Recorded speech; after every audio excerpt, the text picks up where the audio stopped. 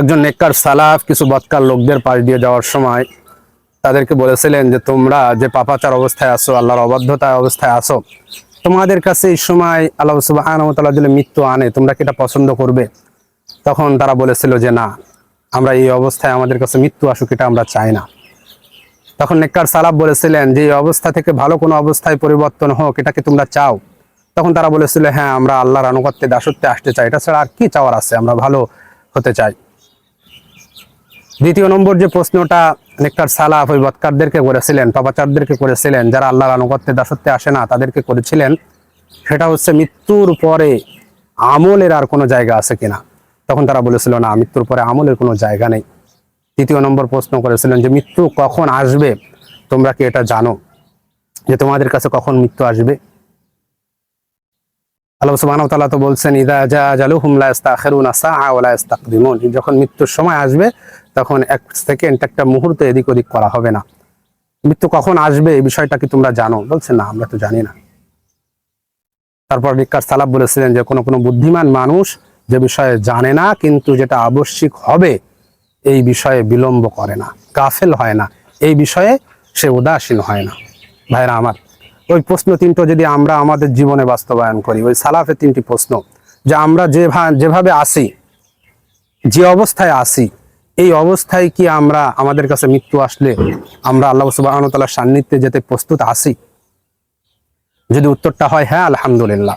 আর যদি উত্তরটা হয় না, আমরা তো আল্লাহ সুবহানাহু ওয়া তাআলার অবাধ্যতা, আল্লাহ সুবহানাহু ওয়া তাআলার বিরুদ্ধাচরণ, আল্লাহ সুবহানাহু ওয়া তাআলার শরিয়া অনুযায়ী চলি না, শরিয়া প্রতিষ্ঠা করার প্রচেষ্টাও করছি না, শরিয়ার বিরুদ্ধাচরণ করছি, আল্লাহ সুবহানাহু ওয়া তাআলার কোনো আনুগত্যে যায় না, কোনো বিধান হুকুম আহকামে যায় না, 5 ওয়াক্ত নামাজ পড়ি না, কোনো কিছুই তো করি না, সুদের সাথে আসি, ঘুষের সাথে আসি, অবৈধ ইনকামের সাথে আসি, দুনিয়ার মিছে ক্ষমতার মায়ার ভিতরে আসি, এই বিষয়টা যদি হয়, তাহলে দ্বিতীয় নম্বর প্রশ্ন আমাদেরকে বলছে যে মৃত্যুর পরে আমলের আর কোনো জায়গা নেই। মৃত্যুর পরে আমলের আর কোনো জায়গা নেই, এটা আপনিও বলছেন, আমিও বলছি। তাহলে এই দুনিয়াতেই আপনাকে আমলগুলো করতে হবে, দুনিয়াতেই আল্লাহর আনুগত্য, দাসত্ব, গোলামি, ইবাদত, এই আল্লাহ সুবহানাহু ওয়া তাআলার শরিয়া অনুযায়ী চলতে হবে। এই শরিয়াটা প্রতিষ্ঠা করার ইচ্ছা আকাঙ্ক্ষা আপনার দুনিয়াতেই রাখতে হবে। মৃত্যুর পরে যে আপনি শরিয়া প্রতিষ্ঠা করার ইচ্ছা আকাঙ্ক্ষা করলে তাতে কোনো কিছুই কাজে আসবে না, কারণ আমল করার জায়গা তো বন্ধ হয়ে গেছে। মৃত্যুর পরে শুধু আপনার হিসাব নেওয়া হবে, আর মৃত্যু কখন আসবে এটাও আপনি জানেন না। এই জন্য উচিত প্রত্যেকটা মানুষের, প্রত্যেকটা বুদ্ধিমান মানুষের, আকল সম্পন্ন মানুষের যে সব সময় মৃত্যুর জন্য প্রস্তুত করা। আল্লামা ইবনুল কাইয়িম রাহমাতুল্লাহ আলাইহি সুন্দরভাবে বলেছেন যে মৃত্যু যখন অবধারিত এটা তুমি জানো, তখন প্রত্যেকটা সময় উচিত তোমার মৃত্যুর জন্য প্রস্তুতি নেওয়া।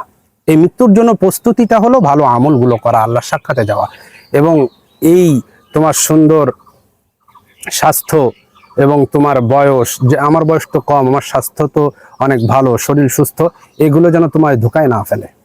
আর আমাদেরকে এটাই ধোকায় ফেলে দেয় যে আমাদের বয়স 30, 40, 50, 60, 70 হোক, তারপরে মসজিদে যাব, আল্লাহর আনুগত্যে আসবো। কিন্তু অসংখ্য যুবক তো মরে যায়, অসংখ্য মানুষদেরকে আমরা মরে যেতে দেখেছি যাদের বয়স 20, 30, 40, 50, যুবক মোটরসাইকেল নিয়ে বের হয়েছে, নতুন জামা কাপড় পরে বের হয়েছে, ঘুরতে বের হয়েছে, লাশ হয়ে ফিরে এসেছে। কখন মৃত্যু চলে আসবে কার কাছে এটা আপনি জানেন না। সেহেতু অবশ্যই অবশ্যই আপনাকে দুনিয়ার জীবনে আল্লাহর আনুগত্য গোলামি করতে হবে, এই ছাড়া আর কোনো আনুগত্য গোলামি নেই। ভাইরা আমার, আর উদাসীন থেকেন না, আপনার ব্যাপারে উদাসীন করা হচ্ছে না। 3 শ্রেণীর মানুষ যারা উদাসীন আছে তাদের ব্যাপারে কোনো উদাসীন করা হয় না। আপনি যে আপনার যে আমল লিখছে কিরামান কাতিবিন, তিনি আপনার আমল লিখে যাচ্ছে, কোনো উদাসীন করছে না। আপনি খেলার ছলে যাই বলছেন, আমি খেলার ছলে যাই বলছি, এগুলো আমল নামায় লিপিবদ্ধ হয়ে যাচ্ছে। শয়তান কূটকৌশল করে, শয়তান প্ররোচনা দিয়ে আমাদেরকে আল্লাহর আনুগত্য থেকে সরিয়ে দিবে, এই ব্যাপারে শয়তান কোনো উদাসীন হচ্ছে না। এই মানুষ্য যে শয়তানগুলো আছে, পাশ্চাত্য সভ্যতা সবসময় ইসলাম থেকে আপনাকে সরিয়ে দেওয়ার জন্য কূটকৌশল করছে, এ ব্যাপারে তারা উদাসীন হচ্ছে না। কিন্তু আপনি আল্লাহর আনুগত্যে উদাসীন হচ্ছেন, আল্লাহর ইবাদতে উদাসীন হচ্ছেন, আল্লাহর দাসত্বে উদাসীন হচ্ছেন। ভাই আমার, আপনাকে আমি করজোরে বলি, এই যে 50-60 বছরের হায়াতটা দেখছো, এই হায়াতের পরে তোমাকে অবশ্যই আল্লাহর সামনে দাঁড়াতে হবে। যখন আল্লাহর সামনে দাঁড়াতে হবে তখন আল্লাহ সুবহানাহু ওয়া তাআলা তোমাকে বলবে যে আমি তোমাকে আল্লাহ রব হিসেবে সৃষ্টি করেছিলাম, আমি তোমাকে বিধান দিয়েছিলাম, আমি তোমাকে হুকুম দিয়েছিলাম, শরিয়া দিয়েছিলাম, তুমি কি করেছিলে? তুমি তো উদাসীন ছিলে, তুমি তো উন্মাদনায় ছিলে। যে শয়তান সম্পর্কে তোমাকে আমি সতর্ক করেছিলাম সেই শয়তানের ধোকায় পড়ে গিয়েছিলে। যে শরিয়া সম্পর্কে তোমাকে বলেছিলাম যে শরিয়াটাকে তোমার অবশ্যই প্রতিষ্ঠা করতে হবে, শরিয়া অনুযায়ী তোমাকে চলতে হবে, সেই শরিয়া সম্পর্কে তুমি গাফেল ছিলে। দুনিয়ার সমস্ত জ্ঞান তোমার ছিল কিন্তু শরিয়ার কোনো জ্ঞান ছিল না। কি বলবেন? কি জবাবটা হবে? দুনিয়ার পরে তো আর ফিরে আসা যাবে না। আল্লাহর কাছে আপনি বলবেন কিন্তু আল্লাহ সুবহানাহু ওয়া তাআলা আপনাকে ফিরিয়ে দিবে না। আপনি সূরা মুমিনুনের 99-100 নম্বর আয়াত পড়েন। আল্লাহ সুবহানাহু ওয়া তাআলা বলেন হাত্তা ইযা জা আহাদাহুমুল মাউতু ক্বালা রাব্বিরজিউন। যখন পাপাচার করতে করতে আল্লাহর অবাধ্য হতে হতে কারোর কাছে মৃত্যু চলে আসবে তখন সে বলবে রাব্বিরজিউন, হে রব আমাকে দুনিয়া আরেকবার পাঠিয়ে দিন, লাআল্লি আমালু সালিহা ফিমা তারাকতু কাল্লা, দুনিয়ায় যে আমি সব ভালো কাজগুলো করব। এই দুনিয়ায় যে আমি ইসলাম প্রতিষ্ঠার জন্য আন্দোলন করব, সংগ্রাম করব, দিন তোমার শরিয়া প্রতিষ্ঠা করার জন্য সংগ্রাম করব, এই দুনিয়ায় যে আমি নামাজ পড়বো, রোজা রাখবো, সব সময় তোমার আনুগত্যে কাটাবো। আল্লাহ সুবহানাহু ওয়া তাআলা বলেন কাল্লা ইন্নাহা কালিমাতুন হুয়া কাইলু, এটা তুমি কথার কথা বলছো, লাআল্লি আমালু সালিহান ফিমা তারাকতু কাল্লা। আল্লাহ সুবহানাহু ওয়া তাআলা বলবে না, সম্ভব না, এটা সম্ভব না। তোমাকে আমি সময় দিয়েছিলাম, 50-60 বছর সময় দিয়েছিলাম, সময় দিয়ে তোমাকে আমি রসুল পাঠিয়েছিলাম, রসুল তোমাদেরকে দিক নির্দেশনা দিয়েছিল, কোরআন তোমাদেরকে দিক নির্দেশনা দিয়েছিল, কিন্তু তুমি মানোনি। ভাই আমার, যে অবস্থায় আছেন এই অবস্থায় যদি মৃত্যুবরণ করতে আপনি অপছন্দ করেন তাহলে আপনি শুধরে যান এখন থেকে। আজকাল না, অনেক ভাইকে বলি ভাই নামাজে আসেন, আল্লাহর আনুগত্যে আসেন, ভাই আগামীকাল থেকে না, আপনার মৃত্যু কখন আসবে আপনি জানেন না। এখন থেকে যখন আপনি রিয়েলাইজ করবেন যে আপনি আল্লাহর অবাধ্যতায় আছেন, আপনি এই অবস্থায় মৃত্যুবরণ করতে চান না, আপনি মৃত্যুর পরে আমল করার কোনো জায়গা পাবেন না, মৃত্যু কখন আসবে আপনি জানেন না, তখন আপনার এখন থেকেই আল্লাহর আনুগত্যে আসতে হবে। এখন থেকেই আল্লাহ সুবহানাহু ওয়া তাআলার শরিয়া পালন সম্পূর্ণরূপে শরিয়া প্রতিষ্ঠা করার চেষ্টা আপনাকে করতে হবে। এটা আল্লাহ সুবহানাহু ওয়া তাআলার বিধান। আল্লাহ সুবহানাহু ওয়া তাআলা আমাদেরকে এই কথাগুলো বোঝার, এই সালাতের প্রশ্নগুলো বুঝে আল্লাহ সুবহানাহু ওয়া তাআলা জীবন পরিচালনা করার তৌফিক আমাদের দান করুক।